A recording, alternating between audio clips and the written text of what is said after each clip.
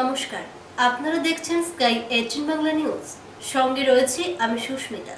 এবারে দেখে নিচ্ছি আজকের বিস্তারিত সংবাদ। শ্রীভূমি শহরে তৃণমূল কংগ্রেসের তীব্র প্রতিবাদ। তৃণমূল নেত্রী সুস্মিতা দেবের নেতৃত্বে কয়েক শতাধিক প্রতিবাদকারী আজ সরকার বিরোধী স্লোগানে শ্রীভূমি শহরের পরিবেশ উত্তপ্ত করে তোলে। শহরের এওসি পয়েন্টে অবস্থিত নেতাজি সুভাষচন্দ্র বসুর মূর্তির পাদদেশ থেকে বিশাল এক প্রতিবাদী মিছিল গিয়ে উপস্থিত হয় জেলা আয়ুক্তের কার্যালয়ের সামনে পর্যন্ত। বিজেপি সরকারের বিরুদ্ধে 21টি প্রশ্ন উত্থাপন করেন সুস্মিতা দেব। এক প্রকার 21 দফা দাবিকে কেন্দ্র করে আজ সুস্মিতা দেবের নেতৃত্বে শ্রীভূমি জেলা তৃণমূল কংগ্রেস এক প্রতিবাদী কর্মসূচি গ্রহণ করে। অন্যদিকে কর্মসূচি শেষে সংবাদ মাধ্যমের সামনে প্রতিক্রিয়া জানাতে গিয়ে সুস্মিতা দেব বিজেপি সরকারের কঠোর সমালোচনা করেন।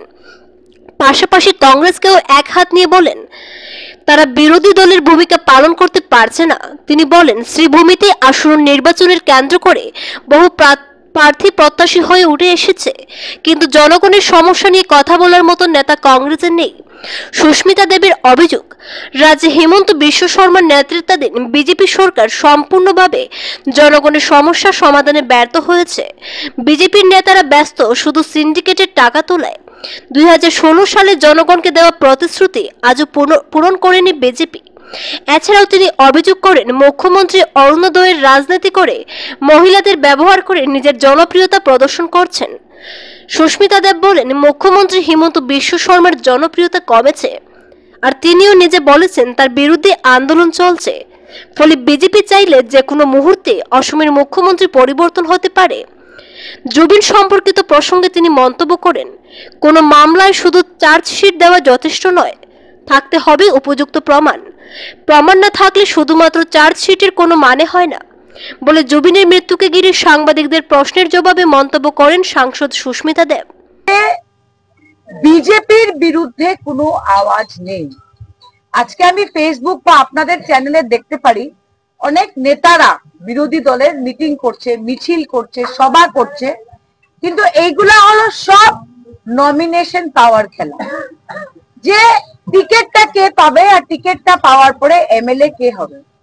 কিন্তু এই জেলার সমস্যা নিয়ে আন্দোলন করার মতো কোনো দল আমি শ্রীভূমিতে করিমগঞ্জে দেখছি না। তো পরিমল বাবু, আমাদের আব্দুল রশিদ সাহেব সহ সবার সঙ্গে আলোচনা করে আমরা 21টা দাবি আপাতত সামনে রেখে একটা ছোট্ট ধর্ণা দিয়েছি মিছিল করে করিমগঞ্জ শহরের মধ্যে থেকে। এবং আমরা আশা করছি যে 10 বছর যে ডাবল ইঞ্জিন সরকার ছিল, সেই সরকারের বিফলতা আমরা এই জেলার জনসাধারণের সামনে তুলে ধরতে চাই। আমরা প্রায় দেখি যে আসামের মুখ্যমন্ত্রী ডক্টর হেমন্ত বিশ্ব শর্মা আসেন, নেতা মন্ত্রীদের নিয়ে মিটিং মিছিল করেন, ভাষণ দেন আর চলে যান। কিন্তু প্রশ্নটা হলো, যে প্রতিশ্রুতিগুলা বরাকের 3টা জেলায় ডাবল ইঞ্জিন সরকার বিজেপির 2016 ভিশন ডকুমেন্টে দিয়েছিল, কয়টা প্রতিশ্রুতি রাখতে পেরেছে? ওরা বলেছিল যে বরাকের ছেলেমেয়েরা বরাকের সরকারি দপ্তরে চাকরি পাবে।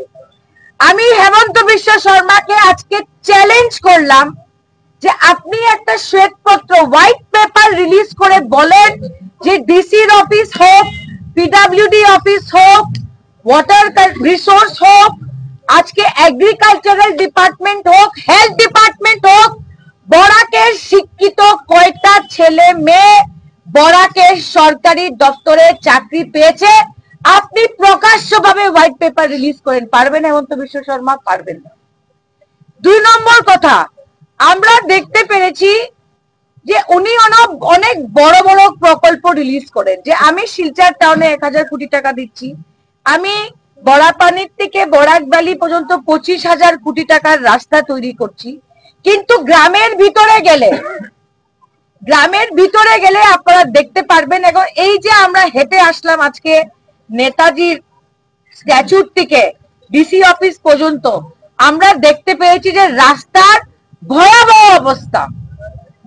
জমা জল নিয়ে করিমগঞ্জ শহরের মানুষ আমাকে প্রচুর ইমেল করে যে জমা জল কি করছে, কি সমাধান করেছে বিজেপির ডাবল ইঞ্জিন সরকার?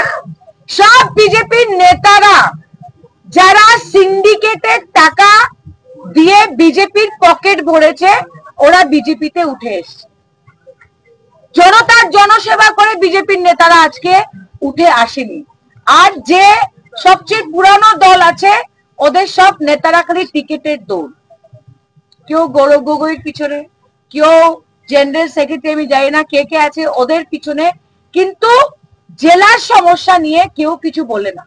আমি আশা করছি যে এই 21টা দাবির মধ্যে রাস্তাঘাট আছে, পাড় ভাঙ্গল আছে, পাবলিক হেলথ সেন্টারে ডাক্তার দিতে হবে সেই দাবিটা আছে, চাকরির দাবিটা আছে, এছাড়া যে এডুকেশন ডিপার্টমেন্টে যে চলছে অরুণোদয়ের কেলেঙ্কারি, জল জীবন মিশনের কেলেঙ্কারি, এইগুলা প্রত্যেকটা দাবি লেখা আছে। আমি দেখতে চাই যে বিজেপির কোন নেতা কোন মন্ত্রী এই দাবিগুলা সামনে রেখে, এই ডিমান্ডগুলা সামনে রেখে পয়েন্ট ওয়াইজ আপনারা আমাকে জবাব দিন। বিজেপির করিমগঞ্জের নেতাদের, বরাকের মন্ত্রীদের যদি ক্ষমতা থাকে, করিমগঞ্জ জেলা তৃণমূল কংগ্রেসের 21টা পয়েন্ট নিয়ে আপনারা করিমগঞ্জের জনসাধারণকে জবাব দিন। আপনাদের ক্ষমতা থাকলে আপনারা জবাব দিন। দুর্নীতিমুক্ত সমাজ গঠনে একদিকে অসম সরকারের বৃহৎ সংকল্প, অন্যদিকে শ্রীভূমি জেলার বন বিভাগ যেন দুর্নীতির ভূস্বর্গে পরিণত। প্রকাশ্যে অর্থ চাওয়া হয় মাটি ব্যবসায়ীর কাছে। দুর্নীতিমুক্ত সমাজ গঠনে একদিকে অসম সরকারের বৃহৎ সংকল্প, অন্যদিকে শ্রীভূমি জেলার বন বিভাগ যেন দুর্নীতির ভূস্বর্গে পরিণত। প্রকাশ্যে অর্থ চাওয়া হয় মাটি ব্যবসায়ীর কাছে। মাটি ব্যবসায়ীরা তাদের কথা না শুনলে তাদের গাড়ি আটকে দেওয়া হয়। শ্রীভূমি জেলার পাতারকান্দি সমষ্টির বন বিভাগীয় রেঞ্জারের বিরুদ্ধে বড় ধরনের অভিযোগ উত্থাপন করেন মাটি ব্যবসায়ী মজির উদ্দিন। মিডিয়ার ক্যামেরায় মাটি ব্যবসায়ী মজির উদ্দিন বিভাগীয় রেঞ্জার রূপক রায়ের বিরুদ্ধে কি অভিযোগ উত্থাপন করেন তা শুনে নেওয়া যাক। যেহেতু রেঞ্জার রূপক রায়ের বিরুদ্ধে বড়সড় অভিযোগ, তারপর বিভাগীয় আধিকারিক রেঞ্জারের বিরুদ্ধে কড়া ব্যবস্থা গ্রহণ করবেন কি, এমনটা প্রশ্ন উঠতে শুরু হয়েছে বিভিন্ন মহল থেকে। পাতারকান্দি রেঞ্জ অফিসার, তার নাম রূপক রায়, তাই 30 তারিখ রাত্রে 3:30টার সময় রাত্রেবেলা যে আমার গাড়িটা তাই ধরছেন বাটুয়া থেকে, লগে আরো 2টা গাড়ি আছে, 2টা গাড়ি তাই ওখান থেকে ছাড়ি দিচ্ছেন। তখন আমার ড্রাইভার কল করছে যে ফরেস্টে গাড়ি ধরছে। তখন আমি আইসি, আবার পরে ফাইলিছি তানে রেলগেটও রখানো, বাড়িগ্রাম রেলগেটও রখানো, রেলগেট ক্রস করে এলেও তখন আমি যেখানে পেতে স্যার, তখন তার গাড়ি খাড়া করছেন। খাড়া করার পরে ওখানে আমার গাড়ি ধরলাম, কইলা না আমি তোর গাড়ি নিতেও লাগবো। তখন আমি মোবাইল বাইর করিয়া ভিডিও সিডিও করছি, বলছি স্যার আপনি তো টেকা নিছেন আমার কাছ থেকে, তো গাড়ি কেন নিতাম, তেমন আমার গাড়ি নিতে লাগবো। বলি তো ঠিক আছে আপনি গাড়ি নিয়ে যান, গাড়ি নিয়ে যান, গভর্নমেন্টের টাকাটা হোক, আমার গাড়িটা অফেন্স হোক, আমার কোনো অসুবিধা নাই, কিন্তু আপনি যে আমার টাকাটা নিচ্ছেন, আমার কাছে কিস্তিটা নিচ্ছেন, কিতার লাগে নিচ্ছেন। কত টাকা নিচ্ছেন তাই? 5,000 টাকা। তাই মাসে 5,000 টাকা নিতে তার লোকে চুক্তি করা, চুক্তি করা গতিকে দেখুন আমি এটা আনলিগাল আমি চাইছিলাম না। তাইনও কইছেন যে তোমরা যদি চালান খাটো তাও আমরা টাকা লাগবে, আর চালান না কাটলেও টাকা লাগবে। তখন তাই কইছেন যে আমার চালান খাটা লাগতো না, বিনা চালানে তোমরা গাড়ি চালাও আর আমার টাকা মাসেও দেও 5,000। তো কিন্তু আমার হুনাত গন্ডগোল হয়েছে, কিন্তু তাই কইছেন সপ্তাহ 5,000। তাই পরে কইছেন আমারে যে আমি তোর সপ্তাহ কইছি আর আমি ভাবছি মাসে 5,000। ও ওটা তাইছে বেড়া। ও তখন তাই গাড়ি ধরছেন, ধরিয়া এই বাড়িরাম লইয়া আবার পরে রেলগেটও রাখানো, রেলগেট ছাড়িয়েও। তখন আমি তাই কইছি ঠিক আছে আপনি গাড়ি ধরছেন, গাড়ি আপনি লইয়া যান, কিন্তু আমারে ও যেটা করছেন আপনি রং করছেন, আমার গাড়িটা ধরছেন, আপনি টাকা নিয়েছেন গাড়ি ধরতে। ও তখন তাই আমি খুশি পাশে যে আপনি গাড়ি লিয়ে যান, অফেন্স করেন, গভর্নমেন্টের টাকাটা পাবেন। তখন তাই আমার গাড়িটা ছাড়িয়া গেছেন গিয়া, গাড়ি ছাড়িয়া গেছেন গিয়া, মানে কিতার লাগে ছাড়ছেন এটা তাই জানেন, তার কিতা কমজোরি কোন কারণে। আমি নিজেতেই কইছি আমার গাড়িটা আপনি অফেন্স করেন, গভর্নমেন্টের টাকাটা পাব লইয়া যায়। কেমন দিনটা কিভাবে তার মাসে 5,000 দিয়াইতে লাগে? 2 মাস থেকে 2 মাস থেকে দিয়াইতে লাগে। হ্যাঁ, কিন্তু এখন তাই নয় যে তার কথা হইল গিয়া যে গাড়িটা যে তাই ধরছো, লগর 2টা গাড়ি ছাড়িয়া আইসো, আমারে কইছো না রে আমার এটা অফিসে প্রেশার আছে, গাড়ি তো নেবও লাগবে। আমার ঠিক আছে স্যার লইয়া যায়। আপনার কত টাকা দাবি করছিলেন আপনি? আমার কজন টাকা 50,000 টাকা দেওয়া লাগবে। 50,000 টাকা লাগবে। 50,000 টাকা ওদিন রাত্রে আমার 50,000 দেখতে তোর গাড়ি ছাড়িয়ে দিব। তখন আমি বলছি 50,000 দিতে, 50,000 আমি মোবাইল তুলা মারিচ্ছি, মোবাইল তুলা মারি আমি ভিডিও করা শুরু করছি। একটা গাড়ি ছেড়ে গেছে। তখন আমি বলছি মাসে 5,000 যখন কিস্তি নিতে আমার গাড়ি মাসেও তখন 5,000 কিস্তি নিতে আমরা আমার গাড়ি আজকে এখানে ধরুন। আর তখন তাই আমার গাড়িটা তাই নিছুন না, ভিডিও করতেও ভিডিও করার পরে তখন তো ভিডিও হয়ে গেছে। এখন তাই কোন স্বার্থে কোন কমজোরি আমার গাড়িটা সারিয়ে গেল। কারণ ঠিক আছে আমার গাড়ি এই সময় আনা চালানে আসলো, তাই না বলছেন বিনা চালানে গাড়ি লাগাইতাম, কিন্তু গাড়িটা নিলাম না কেন। আজ যাক এটা সার গেছে 31 তারিখ আমার প্রমাণ সহ মাতিয়া বিনা প্রমাণে আমি কথা হইয়েন না। রুফক রায় রেঞ্জ অফিসার তান উপরে আরো আগর বহুত কিছু কেলেঙ্কারি আছে, তাই আগে আরো বহুত সাসপেনশন হয়েছে, কয়বার হয়েছে, বহুত কেলেঙ্কারি আছে তার, কিন্তু বহুত অফিসার দেখছি থানার মতো মানে কেলেঙ্কারি অফিসার আমি পাইছি না। তাই 31 তারিখ রাত্রে এই দিনের বেলা দিন দুপুরের সময় তাই যে অফিস থেকে 2 গাড়ি মাল যে বেচিলা, কিতা মাল? এই এটা যে সিরামাল সিজমাল, গভর্নমেন্টের সিজমাল। আমরা জানা মতো যে ফরেস্ট অফিসও থেকে একটা সুতা বাড়িতে হইলেও ডি অফিসারে জানতে লাগে, একটা সুতা একটা ডাল যদি বাইর হয় এটা অফেন্স হয়ে বাড়িতে লাগে। মানে সিজ সামান যেটা লাঠিটা সিজ করা মাল অফিসের ভিতরে মেলে সিজ হয়ে যায়, সিজ হয়ে ঢুকে। এই সিজ মালটা তাই ঠেলা দিয়া তাই কোন স্টাফরে কাছে বেচুন, বলোর পিক আপ দিয়ে আরো কারে কারে দিছুন বেচিছুন না কিতা করছুন এটা তাই জানো না। কিন্তু অ্যাকচুয়ালি এটা আমরা জানি ডি অফিসারের অর্ডার ছাড়া কিচ্ছু হয় না, কিন্তু ডি অফিসারে জানেন না এটা তাই কেন করলো। শ্রীভূমিতে এনএচএম কর্মীদের 3 দিন ব্যাপী অবস্থান ধর্মঘট পালন, বিভিন্ন স্লোগানে যুগ্ম সঞ্চালক কার্যালয় ও সিভিল হাসপাতাল চত্বর উদ্ধার করে তোলেন এনএচএম কর্মীরা। শ্রীভূমিতে এনএচএম কর্মীদের 3 দিন ব্যাপী অবস্থান ধর্মঘট পালন, বিভিন্ন স্লোগানে যুগ্ম সঞ্চালক কার্যালয় ও সিভিল হাসপাতাল চত্বর উদ্ধার করে তোলেন এনএচএম কর্মীরা। জরুরি স্বাস্থ্যসেবা পূর্বের মতো দায়িত্ব পালন করে যাচ্ছেন, তবে কর্মীরা তাদের স্বাভাবিক দায়িত্ব পালন থেকে বিরত থাকছেন। সারা রাজ্যের সঙ্গে সংহতি রেখে শ্রীভূমিতে ন্যাশনাল হেলথ মিশন কর্মীদের অবস্থান ধর্মঘট পালন। আজ করিমগঞ্জ জেলা স্বাস্থ্য বিভাগের যুগ্ম সঞ্চালকের কার্যালয়ের পাশে অবস্থান ধর্মঘটে বসলেন শ্রীভূমি জেলার বিভিন্ন হাসপাতাল ও স্বাস্থ্য কেন্দ্রের এনএচএম পুরুষ মহিলা কর্মীরা। ন্যাশনাল হেলথ মিশন কর্মীরা তাদের দীর্ঘদিনের দাবি সমান কাজের জন্য সমান বেতন এবং অন্যান্য বকেয়া বিষয়ের সমাধানের জন্য 3 নভেম্বর থেকে 5 নভেম্বর পর্যন্ত 3 দিন ব্যাপী অবস্থান ধর্মঘট পালন কার্যসূচি অব্যাহত রাখবেন। এই অবস্থান ধর্মঘট পালন অনুষ্ঠিত হওয়া যুগ্ম স্বাস্থ্য সঞ্চালক কার্যালয়ের সামনে বিভিন্ন পদমর্যাদার মোট 486 জন এনএচএম কর্মী এই কর্মসূচিতে অংশগ্রহণ করেন। পরে সাংবাদিকদের মুখোমুখি হয়ে প্রতিক্রিয়া ব্যক্ত করেন ন্যাশনাল হেলথ মিশনের কর্মীরা। বেতন দিতে হবে, এই আন্দোলন চলছে চলবে, এই আন্দোলন চলছে চলবে, সমকাজের বেতন দিতে হবে, সমকাজের বেতন দিতে হবে। আজি ইয়াত সমবেত হৈছোঁ আমাৰ এনএইচএম কৰ্মীবিলাক গোটেই অসমৰ লগত আজি আমি ইয়াত প্ৰতিবাদ কৰি আছোঁ। আমি এনএইচএম কৰ্মীবিলাক আমাৰ জাষ্টিছ লাগে, আমি 7th পে কমিশ্যনৰ দৰে আমি যেটো আগত আমাক কোৱা হৈছে এইটো আমাক এতিয়ালৈকে দিয়া হোৱা নাই। আমাৰ যিখিনি ষ্টাফ আছে গোটেইখিনি আমি ইমাৰ্জেঞ্চি ছাৰ্ভিচবিলাক কণ্টিনিউ কৰি আছোঁ আৰু আমাৰ লগত যিমান ষ্টাফ আছে চবে দিনে ৰাতি কাম কৰি আছে, বাট একেই কামৰ কাৰণে আমি বেলেগ বেলেগ দৰমহা পাব লাগে, সেইটো আমাৰ নহ'ব।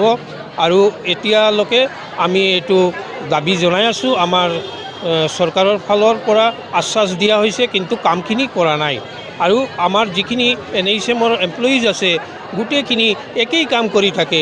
যি ডক্টৰে ৰেগুলাৰ ডক্টৰ তেখেতে যে বেডত পেচেণ্ট দেখে চাই থাকে, তাতে আমাৰ এনএইচএমৰ ডক্টৰবিলাকেও চাই থাকে।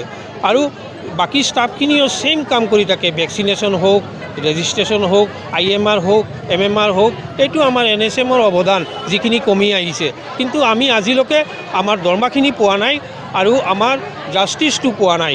এইটো 2021 আমাৰ এটা ওলাইছিলে, এইটো ওলাইছে আমাৰ, কিন্তু তাৰপিছতো আমাৰ কামখিনি হোৱা নাই। তো আজিলৈকে আমি আশ্বাসে পাই আছোঁ। তো তাৰ কাৰণে আমি আজি গোটেই মানুহ যিখিনি আছে আমাৰ এনএইচএমৰ ষ্টাফ চব গোটেই অসমত আমি একেলগে চলাই আছোঁ।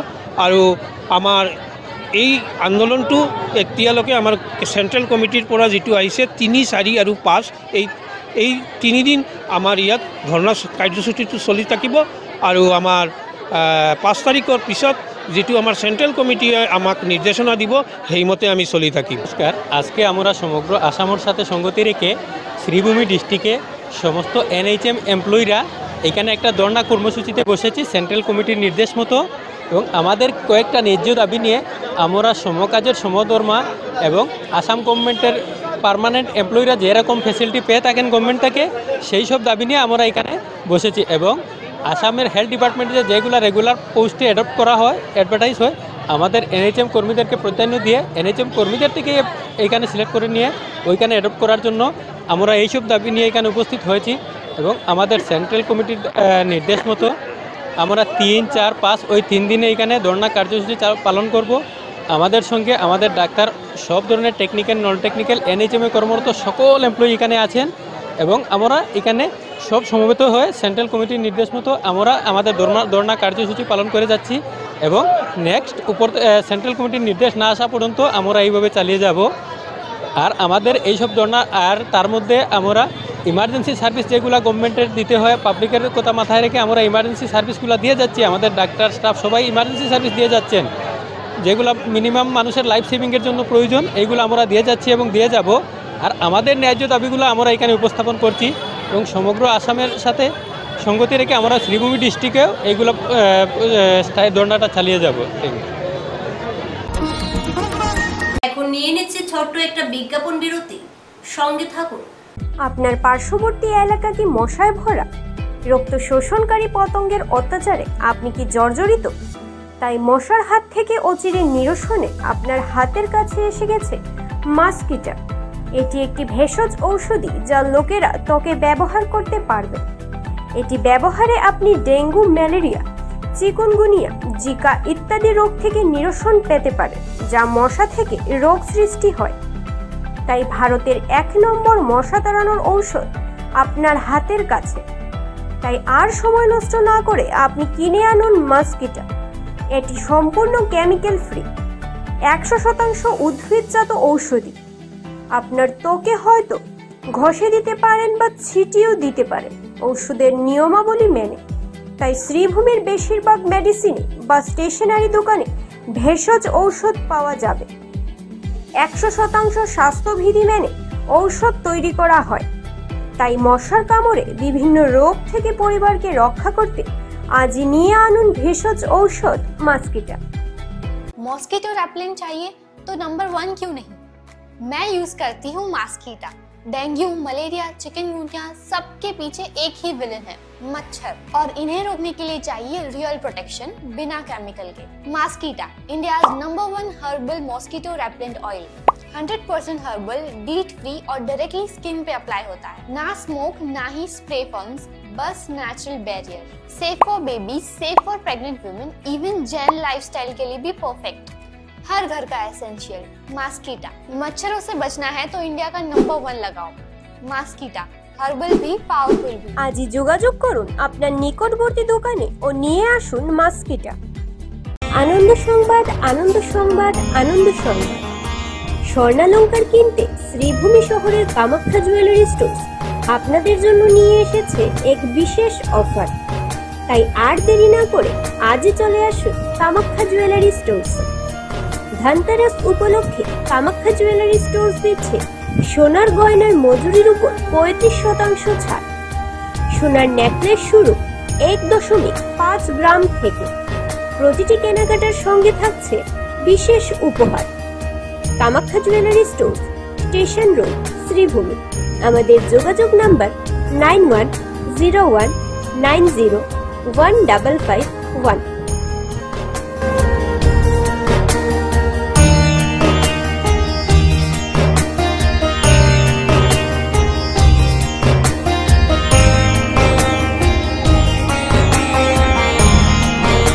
আনন্দ সংবাদ, আনন্দ সংবাদ, আনন্দ সংবাদ। সমাগত ধনতেরাসের পাশাপাশি দীপাবলি। হয়তো আপনি চিন্তা ভাবনা করছেন পুজোয় আপনি গয়না ক্রয় করবেন নিজেকে সাজিয়ে তুলতে, অথচ ভাবনায় পড়ে গেছেন দাম অধিক কিনা।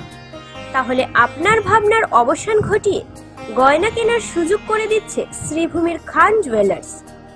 এখানে প্রতি গ্রাম সোনা মজুরিতে 40% ছাড়, রূপোর গয়নার মূল্যের উপর 50% ছাড়, হীরের গয়না কেনাকাটায় 10% ছাড়। প্রতিটি কেনাকাটায় উপহার নিশ্চিত রয়েছে। তাই হেলায় সুযোগ না ছেড়ে আপনি আজই চলে আসুন খান জুয়েলার্স। আমাদের ঠিকানা শিলচর রোড, এএসটিসি বাস স্ট্যান্ডের বিপরীতে, শ্রীভূমি। Pin number 788710।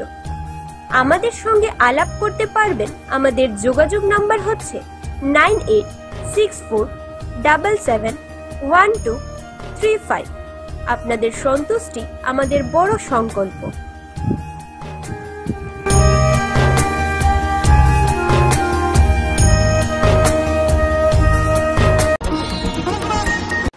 আবারও কুমারঘাট থানার বড় সাফল্য। গতকাল অর্থাৎ শনিবার দুপুর আনুমানিক 12টা থেকে 12:30 নাগাদ একটি টাটা ম্যাজিক গাড়ি থেকে বিপুল পরিমাণ গাঁজা উদ্ধার করে কুমারঘাট পুলিশ। আবারও কুমারঘাট থানার বড় সাফল্য। গতকাল অর্থাৎ শনিবার দুপুর আনুমানিক 12টা থেকে 12:30 নাগাদ একটি টাটা ম্যাজিক গাড়ি থেকে বিপুল পরিমাণে গাঁজা উদ্ধার করে কুমারঘাট থানার পুলিশ এসআই প্রদীপ রুদ্রপাল। মোবাইল ডিউটিতে থাকার সময় একটি টাটা ম্যাজিক গাড়ি সন্দেহমূলক আটক করে কুমারঘাট থানার নাকা চেকিং এর সামনে নিয়ে আসে। তারপরে ঘটনাস্থলে এসে পৌঁছান কুমারঘাট ডিসিএম সহ এসডিপিও উৎপলেন্দু দেবনাথ সহ বিভিন্ন উচ্চপদস্থ পুলিশ আধিকারিকগণ। গাড়িটিকে তল্লাশি চালিয়ে মোট 4টি ব্যাগে 28 কেজি গাঁজা উদ্ধার করে, যার বাজার মূল্য সংবাদ মাধ্যমের মুখোমুখি হয়ে প্রদীপ রুদ্রপাল জানিয়েছেন 4 থেকে 5 লক্ষ টাকার অধিক এবং 3 জন যুবককে আটক করতে সক্ষম হয়। আজ তাদেরকে কৈলাসহর জেলা কোর্টে প্রেরণ করা হয়। সংবাদ মাধ্যমের মুখোমুখি হয়ে এসআই প্রদীপ রুদ্রপাল কি বলছেন শুনুন। আমি এসআই প্রদীপ রুদ্রপাল মোবাইল ডিউটিতে ছিলাম। মোবাইল ডিউটি থাকাকালীন 12টা সাড়ে 12টা নাগাদ নেতাজি যমুনিতে একটা টাটা ম্যাজিক গাড়ি, যার নাম্বার TR04A3848 প্যাসেঞ্জার নিয়ে আসতেছিল। তখন নিদিবে যমুনিতে আসার পর গাড়ি থেকে কিছু সন্দেহজনক ব্যাগ সহ কিছু 3 জন লোক ছিল। সেখানে গ্যাদারিংয়ের কারণে আমরা গাড়িটাকে আমাদের থানার সামনে নাকাতে নিয়ে আসি। নিয়ে আসার পর তার সঙ্গে আমরা এসডিএম সাহেবকে খবর দিই ডিসিএম আসার জন্য। ডিসিএম আসার পর আমরা গাড়িটা চার্জ করি। চার্জ করে আমরা 4টা ব্যাগ উদ্ধার করি। 4টা ব্যাগের মধ্যে থেকে আমরা শুকনো গাঁজা টোটাল 28 কেজি উদ্ধার করি এবং তোর সঙ্গে 3 জন লোককে আমরা অ্যারেস্ট করি, গাঁজার কেসে ডিটেন করি, যাদের নাম হলো পলেন্দ্র রিয়াং, বাবার নাম হচ্ছে বারেন্দ্র রিয়াং, এটা নতুন পাড়া আনন্দবাজার। আরেকজনের নাম হচ্ছে ধুনিহাম রিয়াং, বাবার নাম গুণধর রিয়াং, এটা হলো লাইকাজং পাড়া আনন্দবাজার থানা। আরেকজনের নাম হচ্ছে দেহরাম রিয়াং, বয়স 26, বাবার নাম হচ্ছে যত্রজয় রিয়াং, তবলা জয়পাড়া, ওর বাড়ি হলো মানিকপুর। স্যার, গাঁজাগুলি কোথা থেকে কোথায় যাওয়ার জন্য রওনা দিয়েছিল? তারা জিজ্ঞাসায় বলে যে তারা খোয়াই বেহালাবাড়ি থেকে গাঁজাগুলি নিয়ে আসছে, কিন্তু কোথায় নেবে সেটা অন্য পার্টিকে দেবে সেটা ডিটেলস এখনও বলেনি। আমরা ওদের কাছে পরে আনার পর ইন্টারোগেশন করে দেখবো। ওখানে আজকে ওদেরকে কোর্টে ফরওয়ার্ড করা হয়েছে, আমরা পরে রিমান্ড আনবো, রিমান্ড এনে আরও জিজ্ঞাসাবাদ করি। আচ্ছা, বর্তমানে গাঁজাগুলির বাজার মূল্য কত রয়েছে আনুমানিক স্যার? সেটা তো বলা মুশকিল, কারণ গাঁজার এটা তো অ্যাকচুয়ালি এগুলি তো কন্ট্রাব্যান্ড আইটেম। এখন কত হবে সেটা তো অ্যাকচুয়ালি মোটামুটি 3-4 লাখ টাকার কাছাকাছি হবে। আপনার পরিচয়টা স্যার? আমার নাম এসআই প্রদীপ রুদ্রপাল, কুমারঘাট পুলিশ স্টেশন। সমগ্র রাজ্য জুড়ে একযোগে গণতান্ত্রিক আন্দোলনের ডাক দিল all Assam health and technical NHM employees association. সমগ্র রাজ্য জুড়ে একযোগে গণতান্ত্রিক আন্দোলনের ডাক দিল all Assam health and technical NHM employees association. সংগঠনের পক্ষ থেকে জানানো হয়েছে, বিভিন্ন ন্যায্য দাবি আদায়ের লক্ষ্যে রাজ্যের প্রতিটি জেলায় NHM কর্মচারীরা বিক্ষোভ প্রদর্শন ও অবিরত ধর্ণা কর্মসূচি হাতে নিয়েছেন। এই কর্মসূচির অংশ হিসেবে কাছাড় জেলার শিলচরে SM দেব অসামরিক হাসপাতালেও 3 নভেম্বর থেকে 5 নভেম্বর পর্যন্ত চলবে কর্মবিরতি ও অবস্থান ধর্মঘট। প্রতিদিন সকাল 10টা থেকে বিকেল 3:30 পর্যন্ত এই আন্দোলন চলবে। সংগঠনের অভিযোগ, দীর্ঘদিন ধরে সরকারের কাছে বারবার দাবিপত্র পেশ করা হলেও এখনো পর্যন্ত স্থায়ীকরণ সহ বিভিন্ন মূল দাবি পূরণ করা হয়নি। তাই বাধ্য হয়ে তারা এই গণতান্ত্রিক আন্দোলনের পথে নেমেছেন। অন্যদিকে এই কর্মবিরতির ফলে রাজ্যের স্বাস্থ্য পরিষেবায় আংশিক প্রভাব পড়ার আশঙ্কা দেখা দিয়েছে। তবে সংগঠন জানিয়েছে, জরুরি চিকিৎসা পরিষেবা এই ধর্মঘটের আওতার বাইরে রাখা হয়েছে। কর্মচারীদের প্রধান দাবিসমূহ, জাতীয় স্বাস্থ্য মিশনের অধীনে কর্মরত সকল শ্রেণীর কর্মচারীদের জন্য পে স্কেল ব্যবস্থা কার্যকর করে বেতন সুরক্ষা প্রদান করতে হবে। কাছাড় জেলায় এনএইচএম এমপ্লয়িরাও আমরা আমাদের বিগত দিনের বিভিন্ন দাবি দেওয়া নিয়ে আমরা অবস্থান ধর্মঘট কর্মবিরতি পালন করছি। এই কর্মবিরতিতে আমাদের দুঃখটা সরকারকে জানানোর জন্য আমাদের দাবি, তোর সঙ্গে আমাদের এটি দুঃখ লাগছে, আজকে আমাদেরকে অনেক পেশেন্ট ফোন করছে। পুরা কাছাড় জেলার বিভিন্ন হসপিটাল একদম মানে বিকলাঙ্গ হয়ে গেছে। পেশেন্টের অবস্থা খারাপ, কোথাও ডক্টর পাচ্ছে না, কোথাও টেকনিশিয়ান পাচ্ছে না, কোথাও নার্স পাচ্ছে না। আমরা খবর পাচ্ছি শিলচর মেডিকেল কলেজে, সিভিল হাসপাতালেও পেশেন্টের অনেক ভিড় হচ্ছে। এদের এই দিকটা দেখতে গেলে আমার দুঃখ হচ্ছে পেশেন্টের দিক দিয়ে, মানবিকতার জন্য। কিন্তু আমরা বিগত আজকে 20 বছর থেকে আমরা চাকরি করছি এনএইচএমে। সরকার আমাদের এই দাবিটা আমরা বারবার আমাদের আমাদের প্রাইম মিনিস্টার, আমাদের আসামের মুখ্যমন্ত্রী তথা স্বাস্থ্যমন্ত্রী বারবার আমরা মেমোরেন্ডাম দিয়েছি, কিন্তু সরকার আমাদের একটুও কর্ণপাত করছে না। আজকে আমরা 20 বছর থেকে আমাদের এমপ্লয়িরা সমানভাবে কাজ করছে, পার্মানেন্ট এমপ্লয়ির মতো সমানভাবে কাজ করছে, পার্মানেন্ট এমপ্লয়ির থেকে বেশি কাজ আমরা করছি, কিন্তু আমাদের সরকার আমাদের কোনো দাবি দেওয়া মানছে না। তাই আমাদের মেইন দাবি হচ্ছে যে সমকামের সম বেতন আমাকে দিতে হবে। পার্মানেন্ট এমপ্লয়িতে যেভাবে সব ব্যবস্থা আছে আমাদের সেই ব্যবস্থা আমাদেরকে দিতে হবে, এটাই আমাদের মুখ্য দাবি। এইবার আমরা গত 29 তারিখে আমরা গুয়াহাটি সশরে আমরা আন্দোলন করেছি। আজকে নমস্কার, আমি ইকবাল বাহার লস্কর, এনইএ প্রেসিডেন্ট। আমার সঙ্গে এখানে উপস্থিত আছেন আমরা অ্যাকচুয়ালি দুটা সংগঠন, এনএইচএম এমপ্লয়িজ অ্যাসোসিয়েশন এবং all Assam health and technical welfare association, এবং দুইটা সংগঠন মিলে আমাদের এই আন্দোলন আমাদের সমস্ত রাজ্য জুড়ে আন্দোলন হচ্ছে। আমাদের প্রাইম যেটা দাবি হচ্ছে সেটা equal pay for equal work. আমরা একটা উদাহরণ দিই, ধরুন আমি যে কাজ করছি, আমার সমান আরেকজন সেই কাজ করছে, কিন্তু বেতনের মধ্যে আকাশ পাতাল ব্যবধান, আমি ওর অর্ধেক পানি। এরকম আমাদের মধ্যে নানানভাবে সরকার নানানভাবে আমাদের অবহেলা করছে, এবং আমরা এই দাবি আজ থেকে নয় বহুবার আমরা আন্দোলন করেছি, কিন্তু আমরা আন্দোলনে কোনো ধরনের সুফল পাইনি। বিশেষ করে আমরা অনেক আগেকার আন্দোলনে আমরা ইমার্জেন্সি সার্ভিস, যেগুলো আমরা জরুরিকালীন সেবা, সেগুলো আমরা কোনোদিন বন্ধ করি নাই। কিন্তু এইবার আমরা বাধ্য হয়ে আমাদের একদম আমাদের পিঠ একদম দেওয়ালে ঠেকেছে। এই জন্য আমরা আজকে এখানে বসতে বাধ্য হয়েছি, এবং সবকিছু যাবতীয় জরুরিকালীন পরিষেবা, আইসিইউ, নিকো বা অ্যাক্সিডেন্টাল যে কোনো কেস, সব ধরনের কেস আমাদের বাদ দিয়ে আমরা এনএইচএম সব এমপ্লয়ি এখানে জড়ো হয়েছেন। আজকে আমাদের এখানে প্রায় অ্যারাউন্ড 700 এমপ্লয়ি এখানে জড়ো হয়েছেন। আমাদের প্রাইম দাবিটা হচ্ছে যতদিন পর্যন্ত রেগুলাইজ করা না হবে আমাদের। শ্বশুর বাড়িতে স্বামীকে জোর করে বিষ খাওয়ানোর অভিযোগ, চিকিৎসাধীন অবস্থায় মৃত্যু। শ্বশুর বাড়িতে স্বামীকে জোর করে বিষ খাওয়ানোর অভিযোগ, চিকিৎসাধীন অবস্থায় মৃত্যু। কাছাড় জেলার কাটিগড়ায় ঘটেছে এক রোমহর্ষক ও মর্মান্তিক ঘটনা। স্ত্রীর সঙ্গে সম্পর্ক মেরামত করতে শ্বশুরবাড়ি গিয়ে প্রাণ হারালো এক যুবক।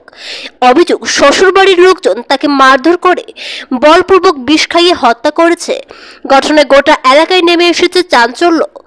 জানা গেছে মৃত যুবকের নাম বিমল দাস। কিছুদিন আগে বিমল দাস ও তার স্ত্রী শান্তারানী দাসের মধ্যে পারিবারিক কলহ দেখাতে ওই কারণে স্ত্রী অভিমান করে পিতৃগৃহে চলে যান। 3 দিন আগে বিমল দাস তার সন্তানকে সঙ্গে নিয়ে স্ত্রীর সঙ্গে পুনর্মিলনের আশায় কাটিগড়ার শ্বশুরবাড়ি যান। তাদের 2 কচি সন্তান রয়েছে বলে জানা গেছে। অভিযোগ, সেখানে পৌঁছে তাকে আক্রমণ করে শ্বশুরবাড়ির লোকজন। প্রথমে তাকে বেধড়ক মারধর করা হয়, তারপর জোর করে বিষ খাওয়ানো হয়। পরে গুরুতর অসুস্থ অবস্থায় স্থানীয়রা বিমলকে উদ্ধার করে শিলচর মেডিকেল কলেজ ও হাসপাতালে ভর্তি করে, কিন্তু 3 দিন মৃত্যুর সঙ্গে লড়াই করে শেষমেশ চিকিৎসাধীন অবস্থায় প্রাণ হারালো বিমল দাস। মৃত্যুর পর বিমলের পরিবারের পক্ষ থেকে দাবি করা হয়েছে এটি একটি পরিকল্পিত হত্যা। তারা কাঠিগড়া থানায় বিমলের স্ত্রী শান্তারানী দাস, শ্বশুর সুভাষ দাস সহ পরিবারের কয়েকজন সদস্যের বিরুদ্ধে লিখিত অভিযোগ দায়ের করেন। অভিযোগের ভিত্তিতে পুলিশ তদন্ত শুরু করেছে। থানার এসআই স্মিতা গগৈ ইতিমধ্যে 2 অভিযুক্ত সুভাষ দাস ও শান্তারানী দাসকে আটক করে জিজ্ঞাসাবাদ শুরু করেছেন। পুলিশ সূত্রে জানা গেছে ঘটনাটির পেছনে পারিবারিক বিরোধ ও ব্যক্তিগত মান অভিমানই মূল কারণ হতে পারে। অন্যদিকে মৃত বিমল দাসের পরিবারের সদস্যরা ঘটনার সুবিচারের দাবিতে কঠোর শাস্তির দাবি তুলেছেন। মানে একজনে ফোন করছে আর ফোন করিয়া কইছে তোমার আত্মীয় হসপিটাল আনা হয়েছে। তে আনার পরে আমার টুকাইয়া তারে পাইছি না ভাই একটা দেখি চিপাত থাকি বাইরেছে বাইরে আমার গাড়িও রাখি লাইছে না, আমার মেয়েও রাখছে না, আমার নিয়া আমার কিতা খাওয়াইছে না, আমার কিতা করার করিয়াও হে জায়গাত পড়ে গেছে তারে নিয়ে। আর চন্দনায় তারে ঠানি টুনে তুলতাম, তখন আমি তারে দেখে আমার মানে শৈল মানে অন্যরকমের করছে আর তখন আমার আত্মীয় স্বজন যেন যে আসলাম মানে আমি তারে ফোন করাত লাগছে। শ্বশুরবাড়ি মাইনার ভাত, তার নাম বিমল দাস। স্কাই 18 বাংলা নিউজ আজ এই পর্যন্তই। ধন্যবাদ।